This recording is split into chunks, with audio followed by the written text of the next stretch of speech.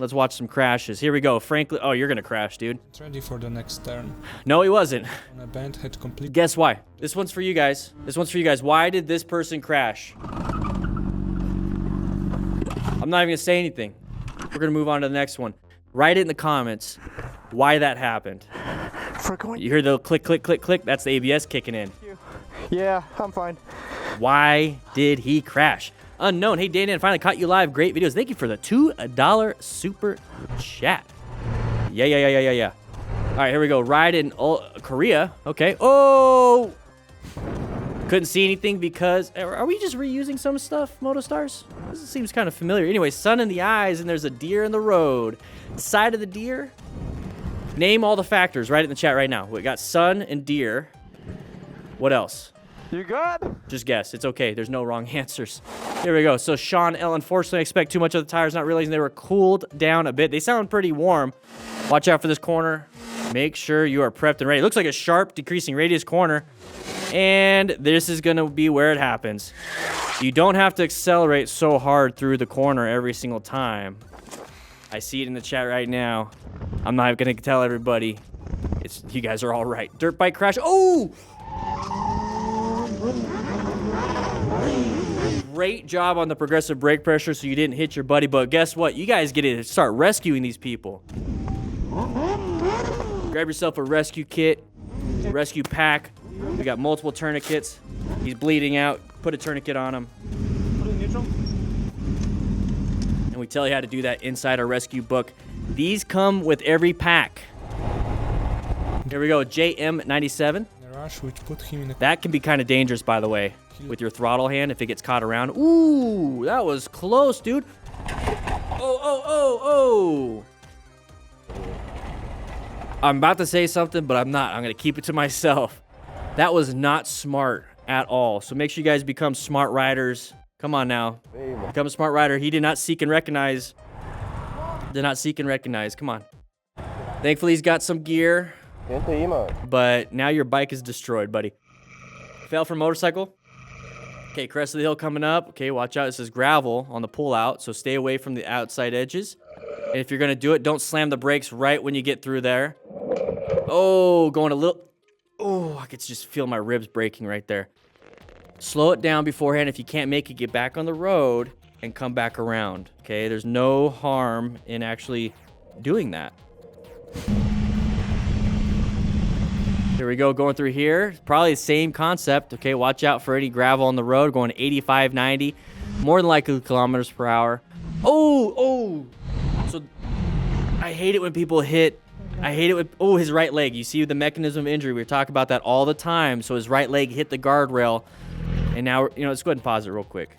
This is why you need to have medical training. We have a lot of medical training on motorcycle training concepts. Prep Medic did a great video series on all the stuff that we have in our rescue pack. Let's get right back into it. You okay, bro? He's using his comm system, okay? We use our comm systems too. We have those. This is the official DDFM crew comm system. So right leg, that's what I'm concerned about. Possibly right ribs, right arm. Could have lacerations from the metal. Okay, good job picking it up, but let's get it out of the road if he's fine. Maybe get him seated on the other side of the guardrail just in case, because remember, you need to ensure your own safety. Okay, all these rescue cards do come in with... Let's go ahead and pause that. These rescue cards come with every single one of our rescue packs. Okay, rescue pack has the rescue booklet and these cards also. The back side of the card is going to give you a little bit more information. Okay, so we got to watch out for head injury symptoms, spinal cord, and shock symptoms. Anytime you're in a motorcycle crash, you have to suspect a spinal injury. So let's take a quick look at the mechanism. Okay, I'm going to pop that back up on the screen right here so you guys can see it for a little bit longer.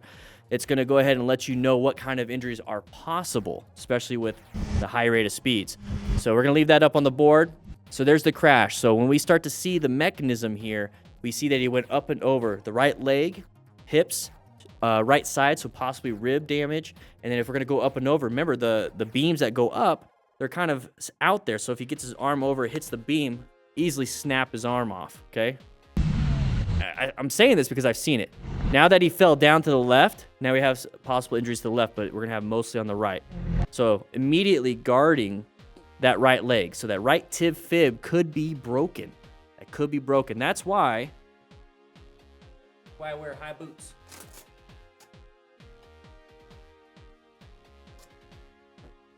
Now, it's not going to always protect you in that situation, but it's going to offer at least a little bit of protection.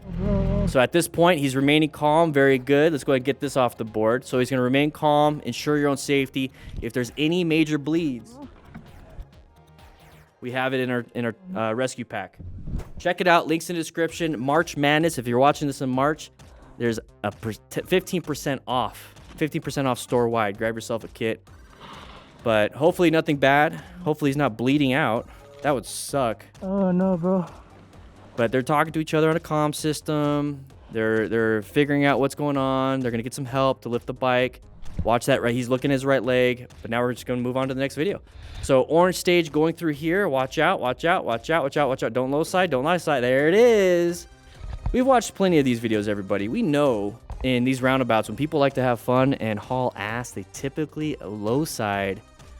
It's a no bueno situation. So I finally lost it. Slow speed, 50. Okay.